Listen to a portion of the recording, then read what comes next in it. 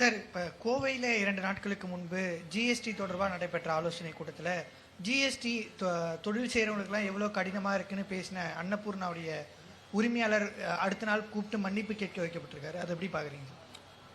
GST குறித்த தொழில் முனைவோரின் நியாயமான கோரிக்கைகளை அவர் முன்வைத்தார் என்பதற்காக அதனை ஒன்றிய அமைச்சர் கையாண்ட விதம் என்பது ரொம்ப எடுக்கப்பட வேண்டிய ஒன்று. அதை மக்கள் பார்த்துக்கிட்டு இருக்காங்க. அதாவது தமிழகத்துக்கு கிடைக்க வேண்டிய நிதி வேணும் அப்படின்னா புதிய கல்விக் கொள்கையை ஏற்றுக்கணும் அப்படின்னு மத்திய அமைச்சர் உங்களுடைய அந்த கோரிக்கைக்கு பதில் கொடுத்திருக்காரு. அதே போல மெட்ரோ ரயில் ப்ராஜெக்ட் 2க்கு மத்திய அரசுடைய அந்த பங்களிப்பை இது வரைக்கும் கொடுக்கல. நேற்று முன்தினம் கூட மத்திய நிதியமைச்சர் நான் கடனுதவி பெற்று கொடுத்தோன்னு விளக்கியிருந்தாங்க. ஆனால் மத்திய அரசோட பங்களிப்பு கொடுக்கல. இந்த 2 பெரும் நிதி தேவையை வேணும், உடனடியாக வேணும்னு வலியுறுத்தி பிரதமரை நீங்கள் சந்தித்து வலியுறுத்துவீங்களா? நிச்சயமா, உறுதியா. மற்ற விஷயத்தை பொறுத்த வரைக்கும் பள்ளி கல்வித்துறையில் நிதிக்கு புதிய கல்விகளை ஏற்றுக்கொள்வது குறித்து தொடர்பாக ஏற்கனவே சம்பந்தப்பட்ட அமைச்சர்களும் அதிகாரிகளும் இப்போ சந்திச்சிருந்திருக்கிறாங்க.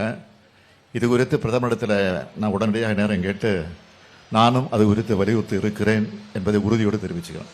சார், அமெரிக்கா பயணத்தின் போது எதிர்பார்த்த அளவு நம்ம முதலீடுகள் பெறப்பட்டிருக்கா?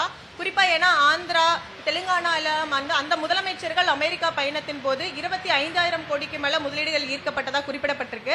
அது தொடர்பாக ராமதாஸ் அவர்கள் அறிக்கையிலும் மட்டும் குறைந்த அளவு முதலீடுகள் தான் இந்த அமெரிக்கா பயணத்தின் மூலம் ஈர்க்கப்பட்டதாக ஒரு குற்றம் சாட்டியிருக்காரு. இதை நீங்க எப்படி பாக்குறீங்க சார்? அதெல்லாம் அரசியல் நோக்கத்தோடு சொல்லப்படக்கூடிய விஷயங்கள்.